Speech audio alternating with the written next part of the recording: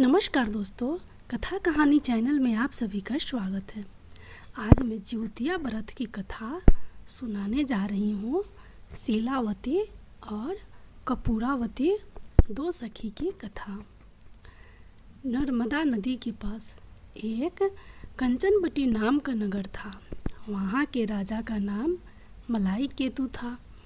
उसी नर्मदा नदी के पश्चिम और बलुहाठा नाम की मरुभूमि थी, जिसमें एक विशाल पेड़ पर चील रहती थी और उसी पेड़ के नीचे एक सियारिन भी रहती थी।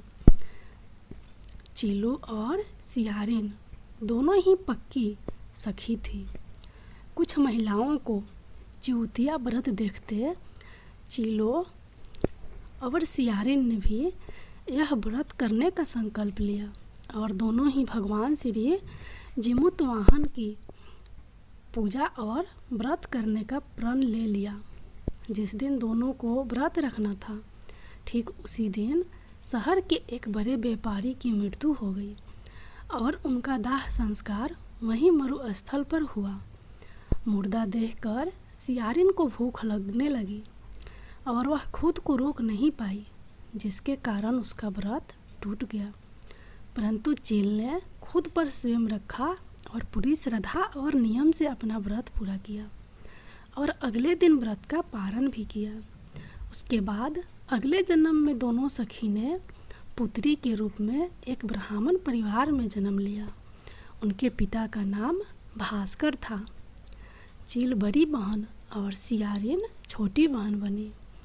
बड़ी बहन का नाम शीलावती रखा गया और उसकी शादी बुद्धसेन के साथ हो गई। छोटी बहन का नाम कपूरावती रखा गया और उसकी शादी उस शहर के राजा मलाई केतु से हुई। और छोटी बहन कपूरावती कंचनवटी नगर की रानी बन गई। अब भगवान जिमुतवाहन के आशीर्वाद से बड़ी बहन शीलावती के 7 पुत्र प्राप्त हुए, लेकिन कपूरावती के बच्चे जन्म लेते ही खत्म हो जाते थे।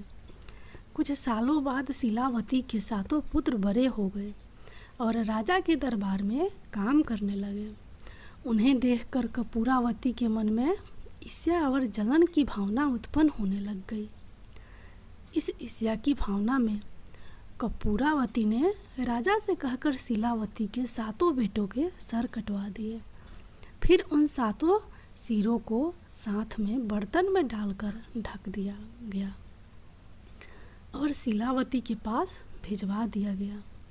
यह सब देख भगवान जिमुतवाहन ने मिट्टी की सहायता से 7 भाइयों के सर बनाए और सभी सिरों को धड़ से जोड़कर उन पर अमृत छिड़क दिया, जिसके कारण वे 7 भाई फिर से जिंदा हो गए और घर लौट आए।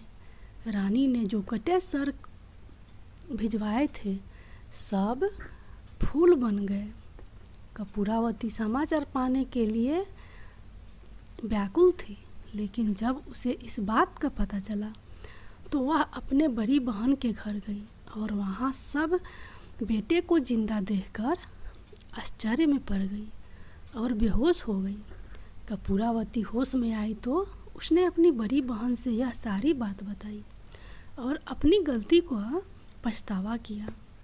भगवान जिमुतवाहन की कृपा से बड़ी बहन को पूर्व जन्म की सारी बात याद आ गई और वह अपनी छोटी बहन को उसी पेड़ के नीचे लाकर पूर्व जन्म की सारी बातें सुनाई, जिसे सुनकर कपूरावती फिर बेहोश हो गई और मर गई।